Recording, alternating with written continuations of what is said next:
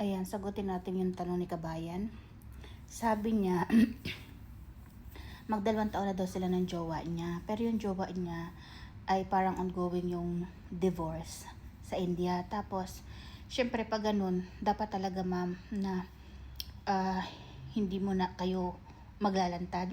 So sabi niya, pinarami siya, papakasalan siya after. Okay. Kung ano ma'am, kung may promise siya sa'yo, para magkaroon ka ng peace of mind, hingian mo siya ng ano, yung ano ng divorce, yung kung talaga nag-file siya, hingian mo siya noon. Pag may pinakita sa'yo, okay na yun. Kasi, bakit okay na yun? Kasi, meaning, process talaga. Sa India, mamatagal ang process ng divorce. Okay? Nakadepende po yan. Nasagot ko na to. May nagtanong sa akin nito dati. Pero nasagot ko na to, pero sagutin ko ulit. Sa India, mayroon dalawang klase ng divorce.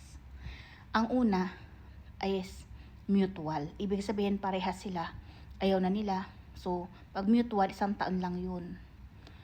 Kasi, sa loob na 1 taon, mayroon silang 6 months na parang kung pwede pang ayusin. Katulad sa atin, sa annulment sa Pilipinas, mayroon silang, yung court may binibigay na time kung pwede pang maayos o hindi. Pag hindi ma'am pag hindi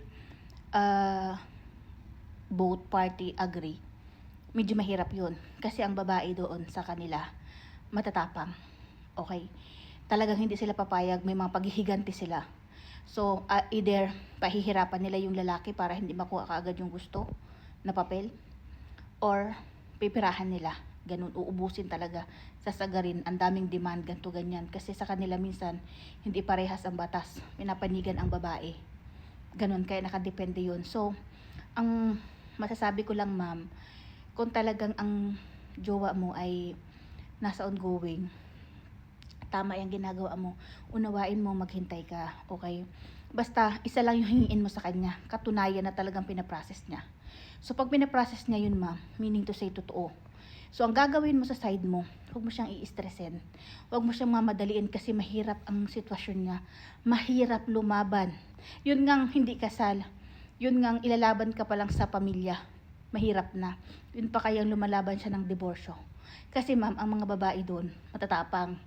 So, hindi sila, parang hindi nila matatanggap basta-bastang iwanan sila o hiwalayan sila, ganun. So, magdidemand yan ng pera, ng kembular and everything. So, until matapos ang papel. So, ngayon ang gagawin mo is magdasal ka, ipagdasal mo yung jowa mo, at saka suportahan mo siya. Kasi mahina yan sila. Alam nyo ba, panoorin nyo yung divorce na inano ko dati, maraming nagpapakamatay ni Indiano.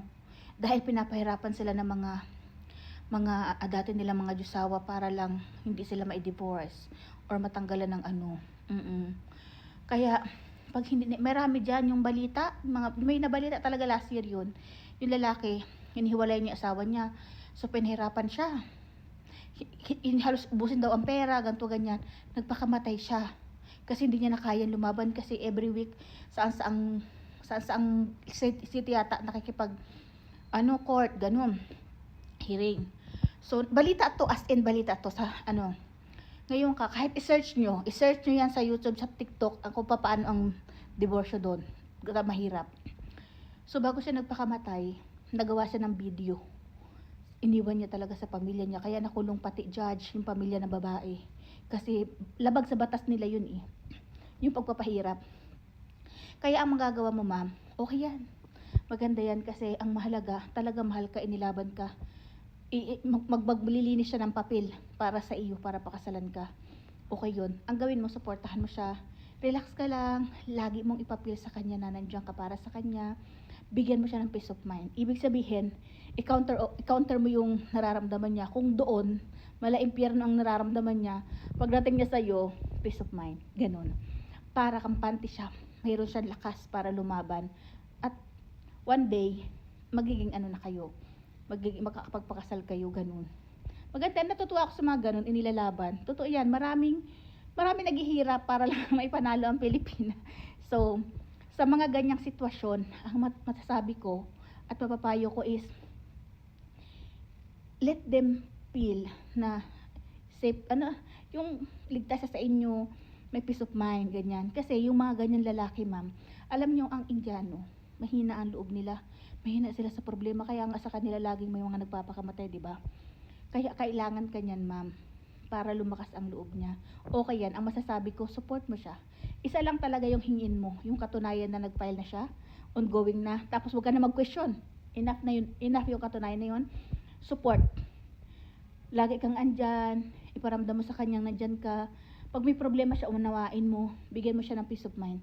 Kasi sa side nun, ang pinagdadaanan niya ay mala impyerno. Kasi ibang klase ang mga babaeng Indiana. Tsaka mag-private ka. Huwag mong hayaan na mahanap ka nila. Marami doon mang kukulam. Totoo yun.